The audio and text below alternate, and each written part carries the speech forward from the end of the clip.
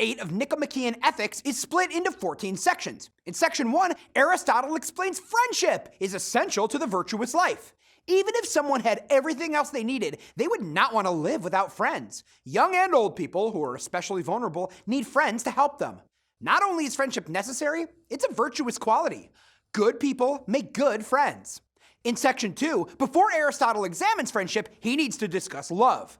People can love universally good things, but how do friends experience love? Someone can love an inanimate object like wine, but this is not friendship. Friendship is reciprocated goodwill. Someone wishes good things to a friend for the friend's own sake and receives good wishes in return. In section 3, on the basis of the 3 types of love for the good, the pleasant, and the useful, Aristotle defines 3 types of friendship. The first is friendship for utility. Friends for utility focus on what they can gain from the other person. Since people's needs change, they will dissolve a friendship for utility once their need is met. The second type of friendship is for pleasure. Friends for pleasure have fun being around the other person but don't really appreciate their character. The third type of friendship is complete or virtuous friendship. These friends wish good to each other for the other person's own sake, not for any kind of gain. These are meaningful, lifelong friendships. Section 4 compares the 3 types of friendships. Virtuous friends are also pleasant and useful to each other. Friendships of pleasure and utility last the longest when the 2 parties get the same benefit from the same source. Good or decent people can have incomplete friendships with bad or base people. In addition, base people can have incomplete friendships.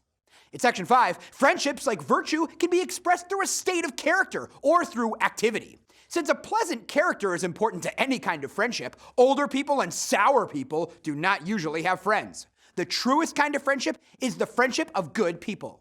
Aristotle classifies friendship as a state rather than a feeling. In section 6, Aristotle goes more in depth into various kinds of friendships and the activities that accompany them. People can have only a few true friends at once, since complete friendship requires excess of mutual regard between people who are also both good. It is hard to find and get to know truly good people, and it takes time to put in true friendships effort. Incomplete friendships, on the other hand, are easier to find and take less time to develop. These relationships, unlike virtuous friendships, change quickly and don't tend to last. In section 7, friendships can arise between people with different levels of power. Aristotle gives some examples. The better and more beneficial person must be loved more. Ordinary people do not befriend kings, and worthless people do not befriend wise people. However, if friends wish each other the greatest good, shouldn't they wish for their friend to be a god, since divinity is the highest good humans can aspire to? If one friend achieves a divine level of goodness, they will no longer have any human needs, including friendship. In section 8, friendship, like the love it brings, is choice-worthy in its own right. Aristotle compares the love of true friendship to a mother's love for a child. Friends who love and praise each other according to the other person's worth have the most enduring friendships. This explains how unequals as well as equals can be friends. Appreciation based on worth is a way for the uneven relationship to be equalized. In section 9, community dynamics are also based in friendship.